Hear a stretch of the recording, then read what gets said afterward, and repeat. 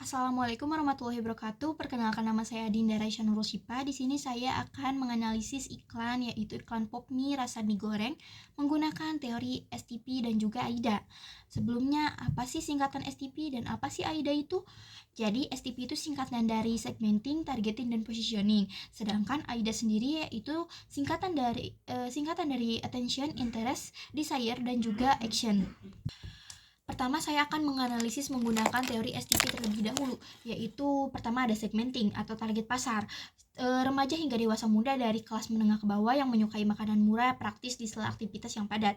Jadi target pasar dari iklan Popmeat ini yaitu remaja hingga dewasa muda yang memiliki aktivitas yang padat sehingga tidak sempat masak di rumah. Jadi ia mengonsumsi Popmie sebagai jalan pintas karena Popmie ini mudah dan praktis. Yang kedua ada targeting atau target pasar. Target pasar kita sendiri yaitu pekerja lapangan seperti driver ojek online, kurir, kuli, tukang proyek bangunan yang membutuhkan makanan cepat dan praktis untuk mendukung aktivitas mereka yang padat.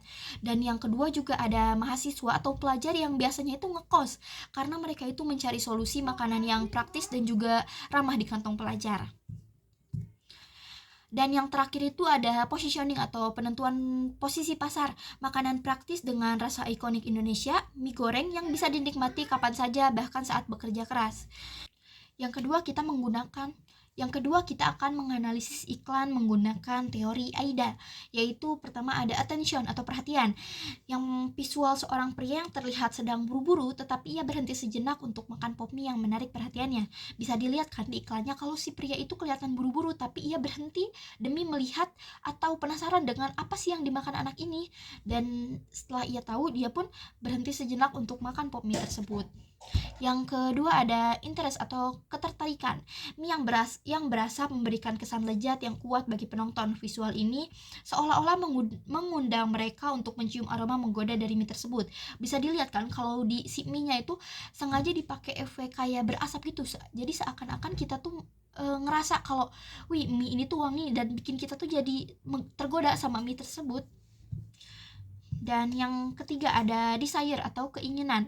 Ekspresi ini menunjukkan kepuasan dan kenikmatan yang mendalam saat makannya, menciptakan rasa penasaran di benak penonton.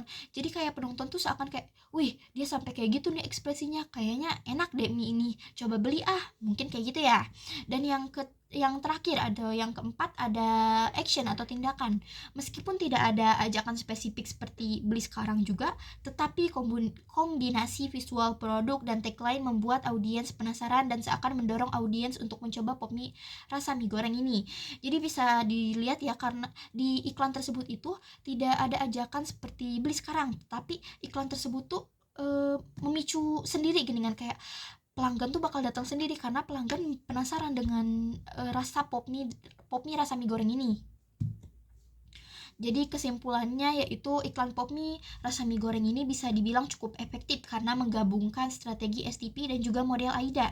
Mereka menyasar anak muda yang sibuk dan butuh makanan instan yang gampang dimakan kapan saja.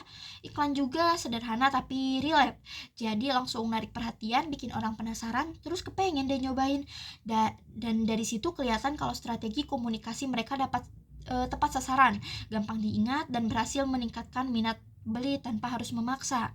Seperti yang tadi saya jelaskan, di iklan tuh tidak ada tagline beli sekarang juga, tetapi iklan ini tuh membuat konsumen tuh jadi penasaran sendiri gitu. Oke, sekian analisis iklan dari saya.